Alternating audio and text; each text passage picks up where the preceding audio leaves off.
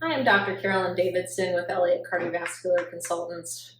We're continuing to talk about the Mediterranean diet, and one of the big parts of the Mediterranean diet is whole grains. So a lot of people get confused about what that means. The only grains that most people are familiar with are wheat and rice, but there are many different options for whole grains. So I went to my local grocery store, picked out a couple options, but there are really a lot more either in the grains, and there are also many non-grain options that sort of can be lumped into the grain family. But we'll just talk about a couple of them today. So the first one I'm going to talk about is the only gluten-free option that I got today. It's called Amaranth. Very teeny tiny little grains. It's a small consistency, sort of like a tiny version of quinoa. That has sort of a texture, a crunchy texture, more like polenta. It's definitely not sweet flavored. It does better in things like salad or tabbouleh. You can mix it with bread or things like pancakes or granola. It's not, because it's so small, it almost makes a gelatinous or porridge-like consistency when you cook it. So maybe better not to eat it on its own. The other options that are gluten-free, things like oats, buckwheat, chia seeds, which isn't technically a grain, but you can sort of use it as a grain, things like wild rice, brown rice, as well as sort of things that you wouldn't see very often like sorghum or teff. The next one that we're going to talk about, which is one of the grains that's not gluten-free, is called Farro. So this one is a little bit bigger in its consistency. It's more flavorful than rice. It's sort of like a barley texture, more chewy than barley. Also a little bit nutty. It's great for soups or salads. In a quarter cup of dry farro, they're about 180 calories, 35 grams of carbohydrates, 3 grams of fiber, 6 grams of protein. So there's a lot of protein in some of these things. Next one that we're going to talk about is called Freekeh.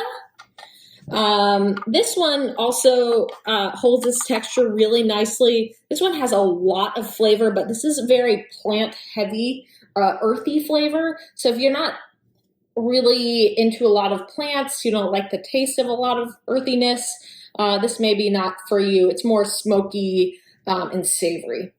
This one is better for things like tabbouleh, pilafs, salads. You could also put it in soup, especially if it's a very plant forest soup. Similar sort of protein, calorie, fiber content to farro. All of these are pretty similar in that front. The next one we're going to talk about is Bulgur. So this one really takes its shape really nicely. It's a little bit smaller. It's light, it's nutty, it's very chewy, good for tabboulehs, salads, casseroles, but probably something that a lot of people have tried before and never knew what it was.